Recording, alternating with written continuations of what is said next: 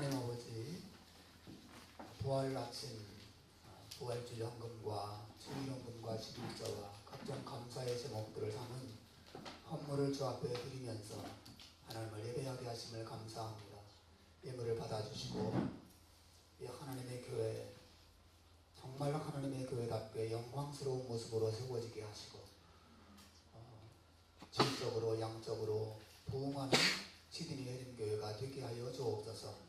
온 세상에 예수 부활의 복음을 전파하는데 이 마지막 시대에 쓰임받는 교회가 되도록 축복하여 주옵소서.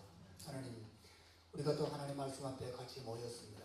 우리에게 오늘 아침에도 말씀해 주시고 말씀의 은혜와 그 말씀의 힘이 우리를 붙잡는 귀한 설교 시간이 되도록 주께서 우리와 함께하여 주옵소서. 예수님의 이름으로 기도하옵나이다. 아멘.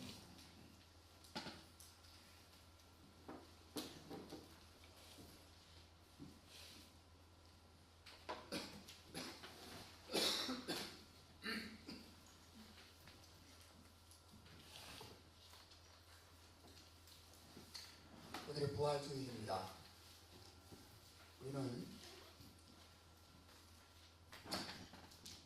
예수님의 죽으심만 믿지 않고 우리는 예수님의 부활도 믿습니다. 부활이라는 것은 예수님께서 우리를 위해서 십자가에 죽으셨다가 사흘 만에 문자 그대로 그분이 다시 살아나셨다는 것입니다. 이 예수님의 부활은 대단히 중요한 의미를 우리에게 던져주는 것이에요. 자, 저를 좀 보시죠. 이 부활은 우선 예수님께서 정말 하나님의 아들이심을 보여주는 분명한 증거가 된다는 것입니다.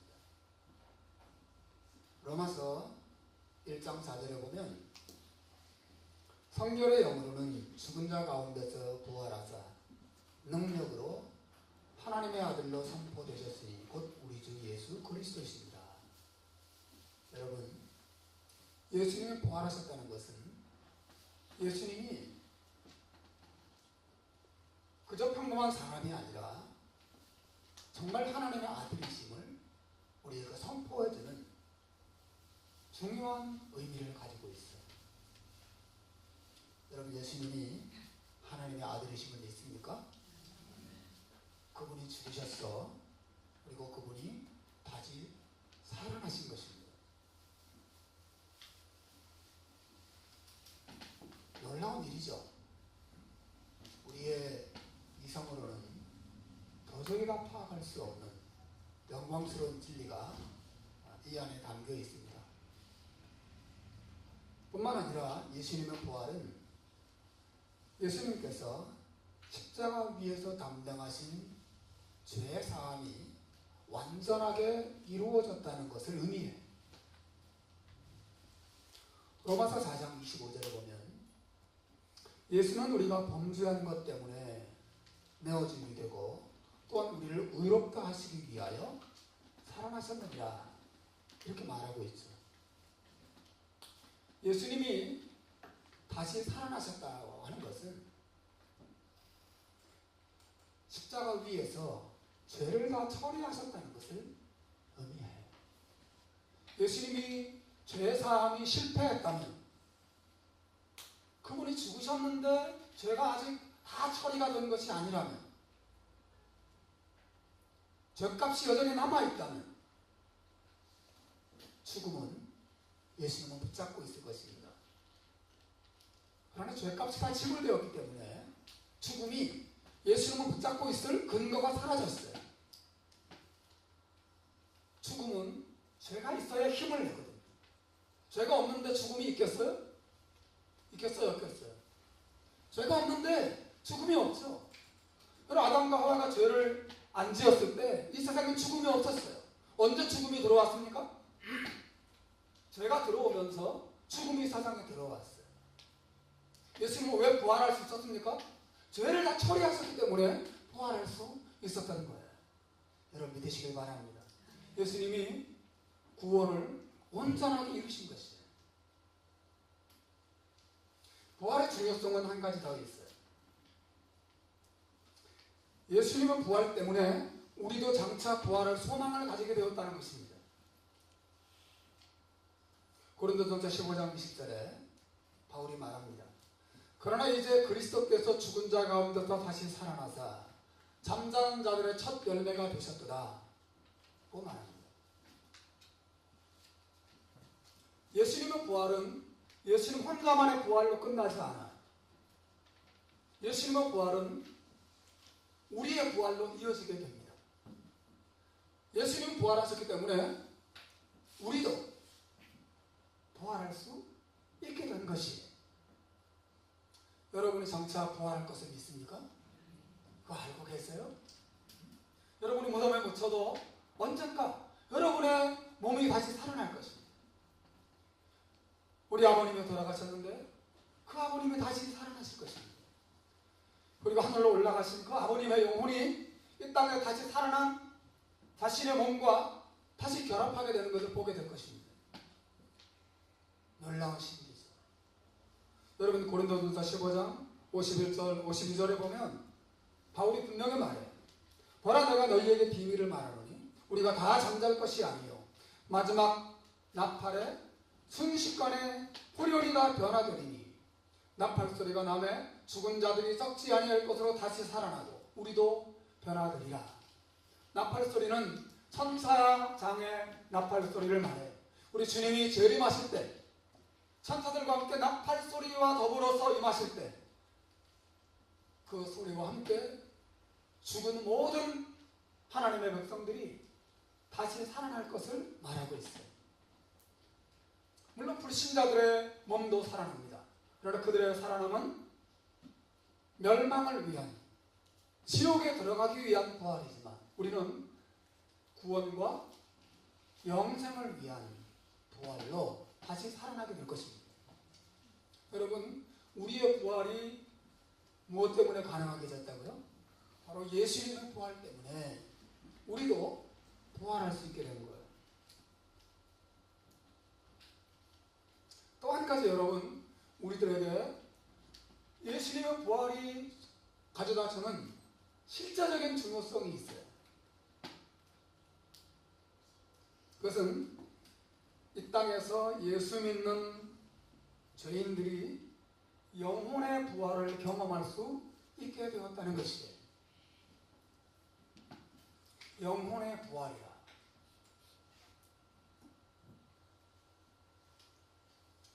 이 영혼의 부활이라고 하는 것은 우리가 지금 살피고 있는 주제인 거듭남을 의미하는 것입니다. 거듭남이란 죽어있던 영혼이 다시 살아나는 것이죠. 여러분 우리의 영혼이 살아나서 부활을 경험할 수 있는 이유가 어디 있습니까? 그것은 예수님께서 죽으시고 부활하셔서 우리의 구원을 완성하셨기 때문에 우리가 거듭날 수 있게 된 것이에요. 사도 바울은 거듭난 그리스도인을 가리켜서 에베소서 2장 1절 말씀 속에서 그는 허물과 죄로 죽었던 너희를 살리셨도다 이렇게 말합니다. 다시 말하면 모든 거듭난 신자들은 그의 영혼이 부활한 사람들이에요. 영혼이 다시 살아난 사람들입니다. 우리는 그것을 살펴봤어요.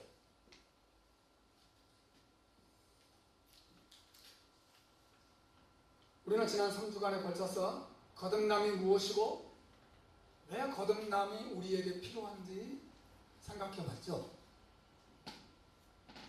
거듭남이 뭐라 그랬습니까? 거듭남이란 죽어있던 영혼이 살아나서 하나님께 반응할 수 있는 정상적인 기능을 회복하는 것이라 그랬어요.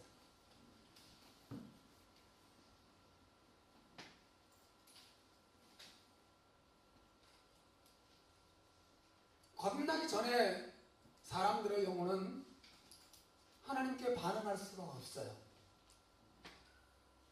하나님의 사랑에 반응할 수가 없습니다. 하나님을 기뻐할 수가 없어요. 하나님을 두려워하지도 않습니다. 하나님을 찾지도 않아요. 죽어있는 영혼은 하나님에 대해서 죽어있는 거예요. 아무리 찬송 소리가 울려 퍼져도 죽어있는 영혼은 찬송에 반응하지 못합니다. 아무리 뜨거운 기도의 자리에 있어도 죽어있는 영혼은 그 기도에 반응할 수가 없어요. 아무리 은혜롭고 감동적인 설교가 선포되어도 죽어있는 영혼은 그 말씀에 대해서 반응할 수가 없습니다. 그러나 거듭난다는 게 좋으시죠? 거듭난다는 것은 반응이 나타나는 것입니다. 즉 반응할 수 있는 능력을 가지게 되는 거예요. 살아나는 것입니다. 영혼이 깨어나는 것이에요. 말하자면 놀라운 것이죠. 여러분, 우리는 지난 3주간에 걸쳐서 거듭남이 무엇인지를 보았고 또 왜 거듭남이 필요한지를 두 가지로 생각했어요. 사람들이 왜 거듭남이 필요하다고 그랬습니까? 첫째는 인간의 상태 때문에 거듭나지 않으면 절대로 하나님에 대해서 반응할 수 없는 타락한 상태에 인간이 있기 때문에 인간은 반드시 거듭나야만 합니다. 또 두 번째, 왜 거듭남이 필요하다고 그랬습니까? 지난주에 우리가 생각했던 말씀이에요. 왜 필요하다고 그랬어요? 하나님 때문이었습니다. 거듭나지 않으면 하나님께 나아갈 수가 없어요. 거듭나지 않은 모든 타락한 죄인들의 영혼은 하나님의 진노와 하나님의 심판의 대상이기 때문에 거듭나야만 합니다. 너무 중요한 주제들이었어요. 예수님께서 지금도 말씀을 통해서 죽어있는 영혼들을 살게 하세요.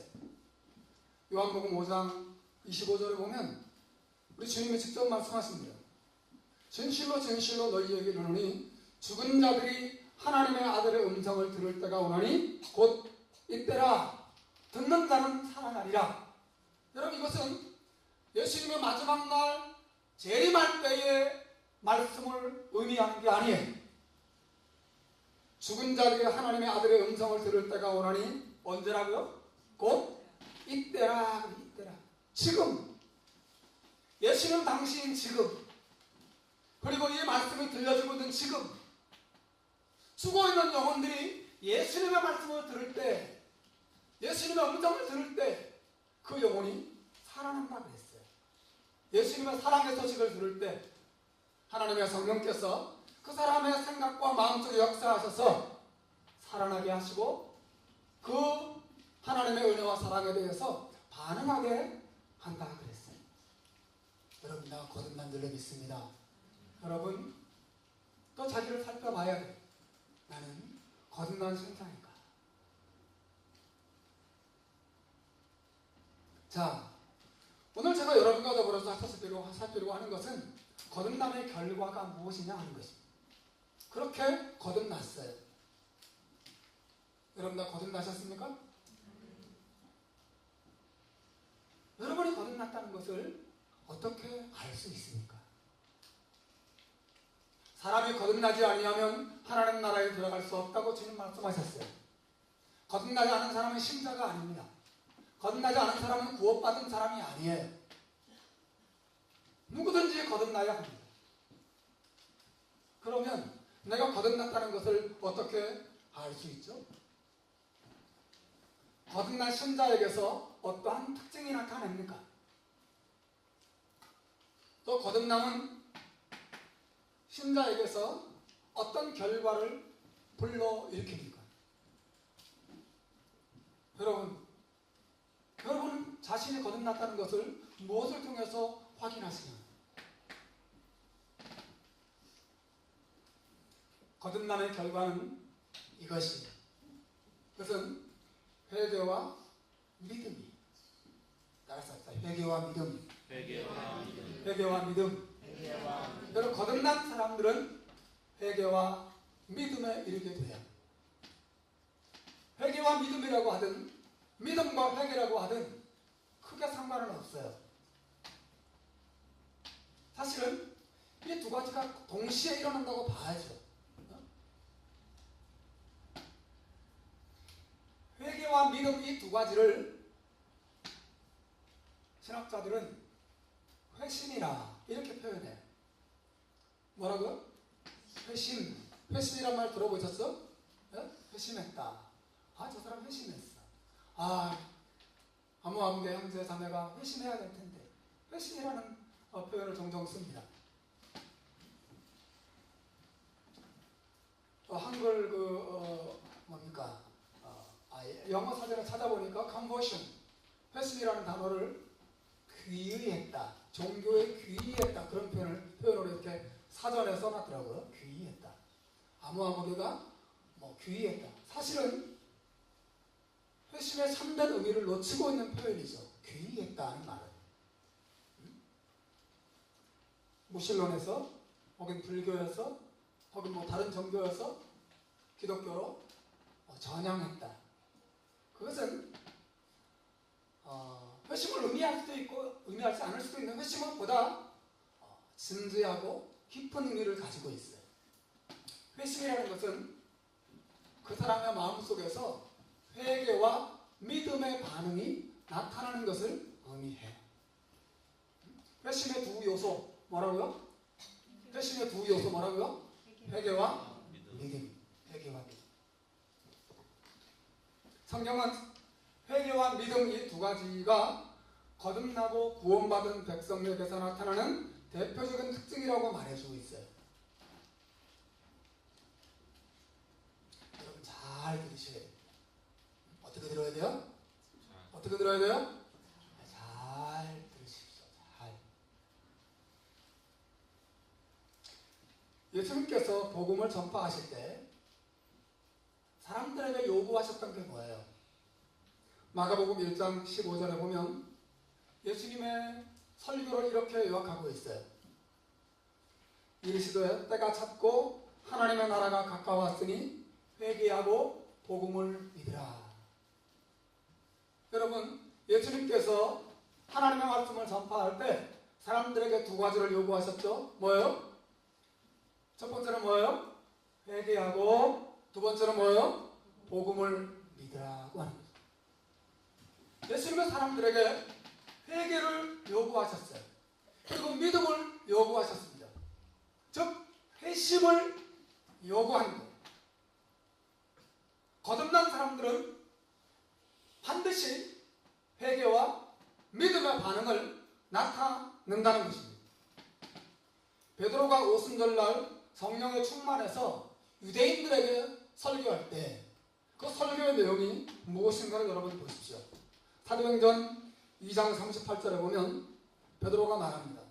베드로가 이르되 너희가 회개하여 각각 예수 그리스도의 이름으로 세례를 받고 죄 사함을 받으라. 그리하면 성령의 선물을 받으리니 그랬어요. 여러분 보세요. 베드로가 유대인들에게 말하는 너희가 회개하고 뭐하라고요? 예수 그리스도의 이름으로 세례를 받으라. 세례를 받으라는 말은 예수님을 믿으라는 것입니다. 예수님을 받아들이라는 말과 똑같은 것이에요. 예수님과 연합하라는 뜻과 마찬가지입니다. 회개하고 예수를 믿으라는 말이죠. 여러분, 모든 거듭난 신자들은 회개와 믿음에 이르는 것이에요. 사도행전에는 사도 바울이 가이사랴의 총독 벨릭스에게 전한 복음의 내용도 나타나고 있어요. 사도행전 24장 24절과 25절에 보면 바울이 이렇게 설교합니다. 수일 후에 벨릭스가 그 아내 유대 여자 드루실라와 함께 와서 바울을 불러 그리스도 예수 믿는 도를 듣거늘 의와 절제와 장차 오는 심판을 강론하니 벨릭스가 두려워하여 대답하되 지금은 가라. 내가 틈이 있으면 너를 부르리라 했답니다. 여러분 무슨 뜻이에요? 사도 바울이 빌립보라고 하는 가이사랴 지방의 총독에게 설교하는데, 예수 믿으라고 설교하는데 그 내용, 설교 내용이 뭐였다고 말합니까? 의와 절제와 장차 오는 심판을 설교했다는 거예요. 이 말은 회개와 믿음을 담고 있는 거예요. 의롭게 살고 절제하며 살아야 하나님의 심판을 피할 수 있고, 이 죄를 회개하고 예수 그리스도 앞으로 나와야 구원에 이른다고 말해요. 그래서 그 앞에 뭐라고 말합니까? 바울을 불러 그리스도 예수 믿는 도를 들었다 이렇게 말하잖아요. 그리스도 예수 믿는 도, 이 그리스도 예수 믿는 도가 그냥 예수만 믿는 것으로 끝나는 게 아니라 장차 오는 심판에서 피할 것, 무절제한 삶을 버릴 것, 즉 회개를 함께 담고 있는 것이에요. 여러분, 제가 여러분에게 한 가지 사실을 계속 강조하고 있어요. 성경은 모든 구원받은 자들, 모든 거듭난 신자들이 회개와 믿음의 반응을 나타낸다는 것입니다. 성경이 그것을 요구하고 있어요. 결정적인 성경 구절이 하나 있는데, 사도행전 20장 21절입니다. 거기 보면 바울이 이렇게 에베소 교회 장로들에게 말하고 있어요. 자, 우리 이 구절은 한번 읽어보겠습니다. 같이 한번 읽어봅시다. 자, 시작. 유대인과 헬라인들에게 하나님께 대한 회개와 우리 주 예수 그리스도에 대한 믿음을 증언하는 것이다. 지금 사도 바울은 에베소 교회 장로들과 마지막 헤어지는 장면에 있습니다. 에베소 교회 장로들에게 자기가 에베소 교회에서 사역할 때 어떤 말씀을 어떻게 가르쳤는가 기억하라고 요청하고 있어요. 그러면서 장로 여러분, 저는 에베소 교회 여러분과 더불어 함께 목회할 때에 다른 게 아니라 이것을 설교하고 이것을 가르치지 않았습니까? 라고 말하고 있어요. 그게 뭐예요? 하나님께 대한 회개와 예수 그리스도께 대한 믿음을 설교하고 가르쳤다는 거죠. 여기 회개와 믿음이 또다시 등장하고 있어요.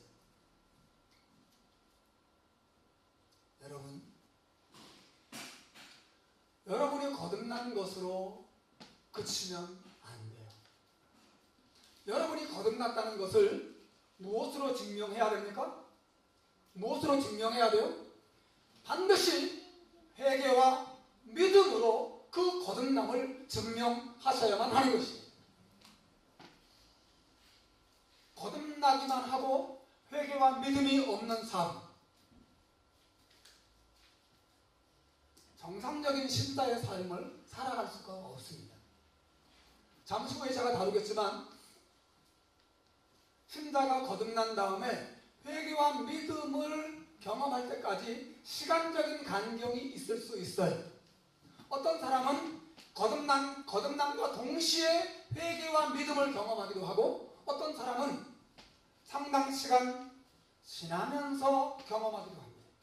어떤 사람은 뚜렷하고 강렬하게 회개와 믿음을 경험하기도 하지만, 또 어떤 사람은 천천히 반복적으로 갈수록 더 뚜렷하게 경험하기도 해. 하지만 분명한 것은 거듭난 신자들은 반드시 믿음과 회개와 믿음에 이르러야 하고, 그 믿음과 회개에 이르를 때 정상적인 신앙이 가능하게 된다는 것이에요. 여러분, 회개는 무엇이고 믿음이란 무엇입니까? 사도 바울은 지금 읽은 이 사도행전 20장 말씀 속에서 회개를 가리켜서 하나님께 대한 회개라고 표현하고 있고, 믿음을 가리켜서 우리 주 예수 그리스도께 대한 믿음이라고 표현하고 있어요.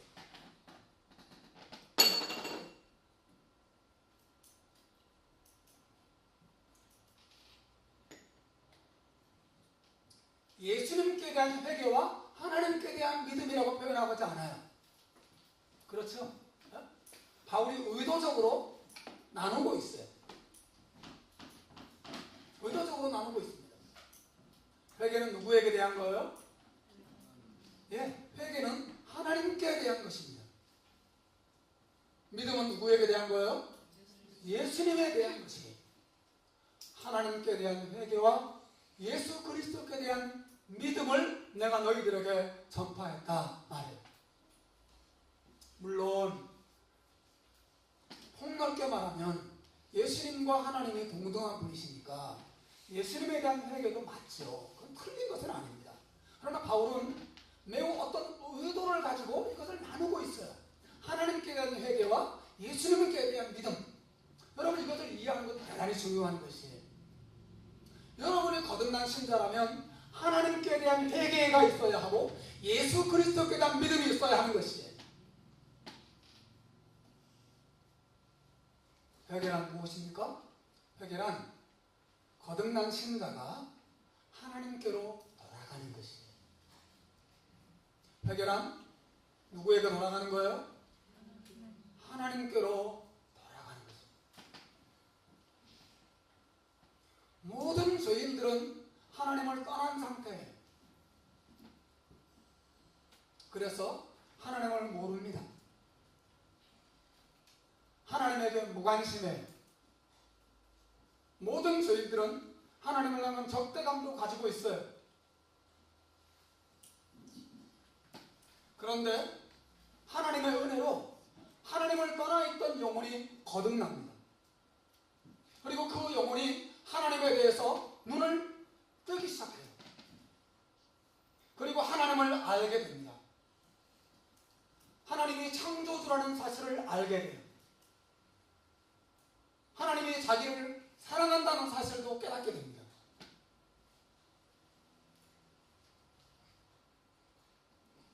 그리고 그 하나님이 자기를 사랑한다는 사실을 알게 돼요. 그 결과가 무엇입니까?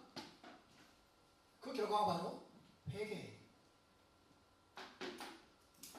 그는 하나님이 살아계심을 알게 되고 하나님이 자기를 사랑하심을도 알게 되고 하나님이 자기를 위해서 자기 아들까지 주시고 자기를 부르고 있다는 사실을 하나님 말씀을 들으면서 깨닫게 됩니다. 그리고 거듭난 영혼은 하나님께로 돌아가게 되는 것이에요. 그동안 자신이 하나님으로 인정하지 않고 살아온 세월과 하나님을 사랑하지 않고 살아온 세월, 하나님을 경외하지 않고 살아온 세월을 슬퍼하고 뉘우치게 됩니다. 그리고 이제는 하나님께로 돌아가야지 라고 하는 결심을 가지기 시작합니다. 마치 집 나온 탕자가 아버지의 집으로 돌아가는 것과 같아요. 회개라고 하는 것은 이제는 하나님을 나의 아버지로 바르게 섬기며 살겠다고 하는 마음의 표현이에요. 회개는 아버지께로 돌아가는 것입니다. 회개는 하나님께로 돌아가는 것이에요. 여러분, 회개하셨습니까? 중요한 질문은 그것이에요. 여러분이 거듭나서 하나님을 알고 하나님의 사랑을 알고 하나님의 은혜를 알고 하나님의 살아계심을 알고 여러분을 향한 하나님의 자비와 긍휼을 아는 것 너무너무 감사한 일이죠. 그래서 여러분 하나님께로 돌아가셨습니까? 여러분의 마음과 여러분의 삶을 하나님께로 돌이키셨어요? 하나님을 아버지라고 부르며 하나님을 섬기면서 그렇게 살고 계십니까? 여러분의 삶이 더 이상 하나님 없는 삶이 아니라 정말 하나님과 함께하는 삶을 여러분 살고 계시나요? 여러분이 그동안 하나님 없이 살아왔던 모든 세월에 대해서 슬퍼하고 아파하고 죄송해하고 근심하고 괴로워하면서 이제는 내가 하나님께로 돌아가리라. 이제는 하나님 없는 삶을 다 던져버리고 내가 하나님을 나의 아버지로 섬기는 삶을 살리라. 여러분, 이것이 회개. 말씀드렸죠? 거듭남이 뭐라 그랬어요? 거듭남은 하나님을 아는 것이에요. 하나님을 알게 되는 것입니다. 오! 하나님 살아계시구나. 오! 하나님이 나를 사랑하시는구나. 오! 하나님이 나를 부르고 계시는구나. 오! 하나님 없는 삶이 이렇게 공허하고 더럽고 악한 것이구나. So what? 그것으로 끝이에요? 여러분, 하나님이 왜 여러분을 거듭나게 하셔서 하나님을 알게 하시죠? 하나님이 왜 여러분을 거듭나게 하셔서 하나님의 사랑을 알게 하십니까? 하나님이 왜 여러분을 거듭나게 하셔서 예수의 사랑을 깨닫게 하십니까? 하나님 여러분을 거듭나게 하셔서 왜 예배의 자리로 부르십니까? 하나님이 거듭남을 통해서 요구하시는 것은 여러분을 하나님께로 돌아오게 하시기 위함이에요. 여러분, 회개는 거듭남의 목적이에요. 여러분을 회개시키시고 여러분을 하나님께로 가까이 부르시기 위해서, 그리고 하나님과 함께 살아가는 삶을 위해서, 하나님의 자녀가 되어서 하나님의 자녀로서 하나님을 아버지로 섬기면서 살게 하려고 하나님께서 여러분을 거듭나게 하신 것이에요. 너무나 많은 사람들이 자기가 하나님을 아는 것, 자기가 예수님의 구원의 소식을 알고 믿는 것, 거기에 그쳐요.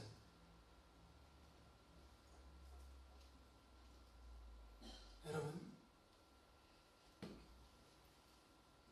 거듭난 이후에 우리가 나타날 필요가 있는 것이 바로 회개예요. 하나님께로 돌아가는 것입니다.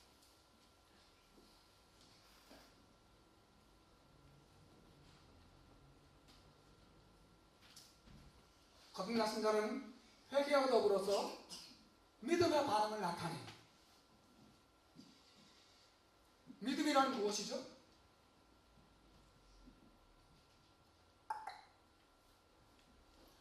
믿음이란 무엇입니까?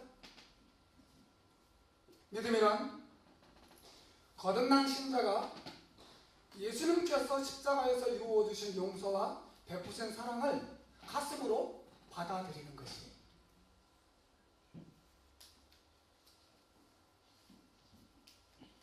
우리는 하나님께로 돌아갈 때 회개와 믿음, 이 두 가지를 동시에 가지고 가야 돼요. 회개는 있는데 믿음이 없거나, 믿음은 있는데 회개는 없거나, 이럴 수 없어요. 정말 이해하시겠습니까? 회심은 회개와 믿음으로 같이 이루어지는 거예요. 회개는 하나님께 용서를 구하는 마음이에요. 믿음은 하나님의 용서를 받아들이는 마음이에요. 회개는 하나님께 의뢰와 자비를 요구하는 마음이에요. 그리고 믿음은 예수님을 통하여 주신 자비를 받아들이는 마음이죠. 용서를 구하고 동시에 용서를 받아들이는, 이게 회개와 믿음이에요.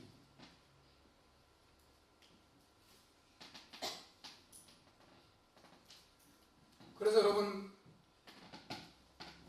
회개하는 마음을 가진 사람들, 자기가 하나님 없이 살았고 하나님께 불순종하며 살았던 삶을 하나님께 뉘우치는 사람들은 그러한 자기를 용서하시려고 자기 아들을 주신 하나님의 그 용서를 받아들입니다. 기뻐하죠. 예수님을 통하여 베풀어 주신 그 하나님의 용서와 사랑을 믿습니다. 받아들이고 기뻐하게 되죠. 그렇게 해서 한 영혼이 하나님의 사랑의 품으로 돌아가는 것이에요. 여러분, 이 얼마나 행복하고 놀라운 순간인지 여러분 생각해 보시길 바랍니다. 오랫동안 하나님을 떠나서 하나님 없이 죄악 가운데 헤매고 하나님을 알지도 않고 알지도 않고 하나님이 주는 사랑의 기쁨도 모른 채 세상이 전부라고 생각한 채 살아온 사람이 하나님의 은혜로 거듭난 이후에 자신의 죄를 깨닫고 자신의 죄를 슬퍼하고 그리고 동시에 자신을 용서하시려고 십자가에 죽으신 예수 이름을 믿고 하나님께로 돌아가서 그 사람이 하나님의 품에 안겨서 기뻐하고 즐거워하는 이 아름다운 신앙의 모습을 여러분 성경이 어떻게 말하고 있는가 여러분 기억하시길 바라요. 그러므로 여러분 신앙생활의 진정한 즐거움은 거듭났을 때가 아니라 회개와 믿음을 통해서 하나님께로 돌아간 이후부터 비로소 경험하기 시작하는 거예요. 여러분이 거듭났다 하더라도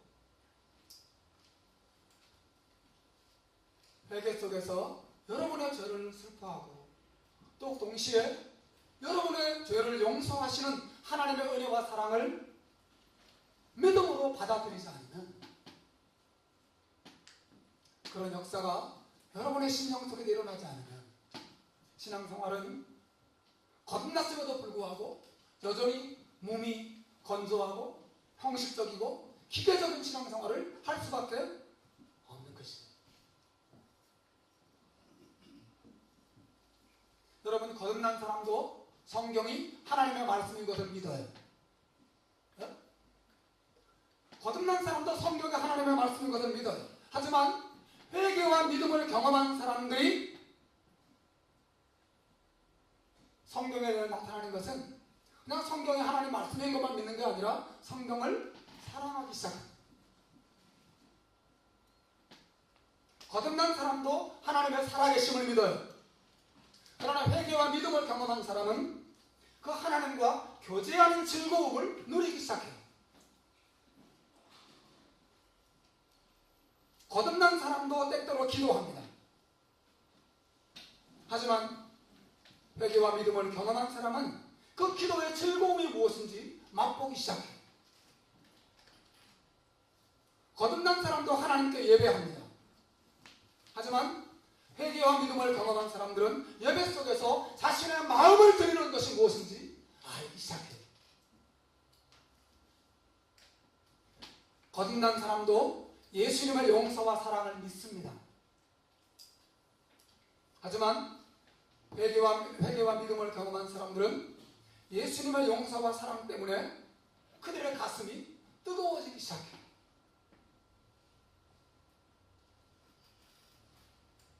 거듭난 사람도 죄가 나쁘다는 것을 알아요.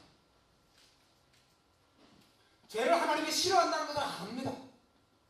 하지만 회개와 믿음을 경험한 사람들은 자신의 죄 때문에 하나님의 마음을 아프게 한다는 사실 때문에 슬퍼하기 시작합니다.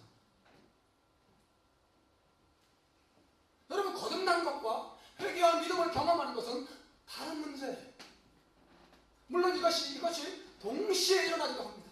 거듭남과 회개와 믿음 단번에 한 자리에서 한순간에 확 밀려올 때도 있어요.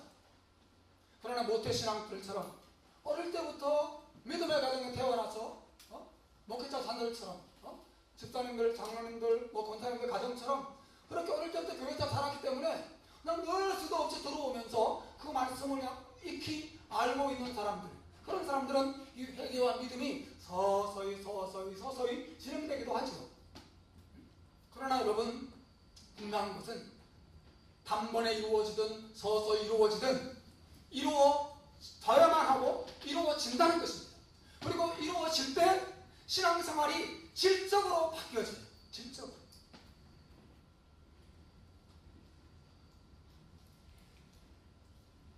사랑하는 여러분, 거듭난 것만 가지고는 참 신자답게 살 수가 없어요. 여러분 한 걸음 더 나아가셔야 됩니다. 회개와 믿음, 하나님 앞에 하나님 없이 살아온 삶에 대한 뉘우침, 그리고 하나님께로 마음과 삶을 돌이키는 것. 나 이제 하나님께로 돌아가리라, 하나님과 함께 살리라,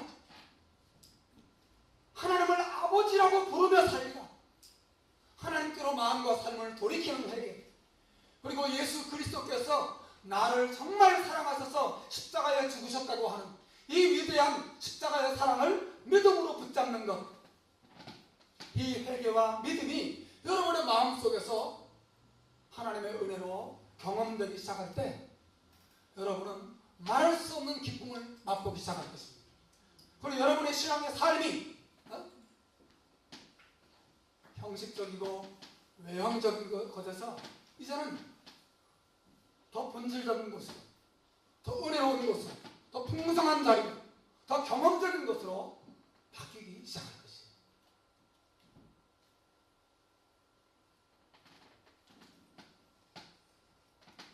여러분 모두가 거듭남을 넘어서 회개와 믿음, 즉 회심을 경험하는 자리에까지 가시길 주님의 이름으로 간절히 축원해 드립니다. 회심이 중요한 것입니다.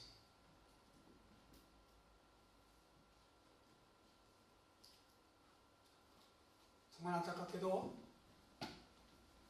기독교가 우리나라에 들어온 지 100년이 지나고 150여 년 이제 곧 이르게 될 텐데, 그 세월이 지나면서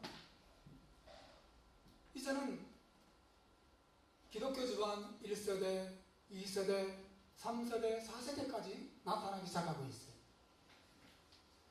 오랫동안 예수 믿는 가정에서 태어났어요. 그리고 많은 믿음의 자녀들이 어릴 때 복음을 듣고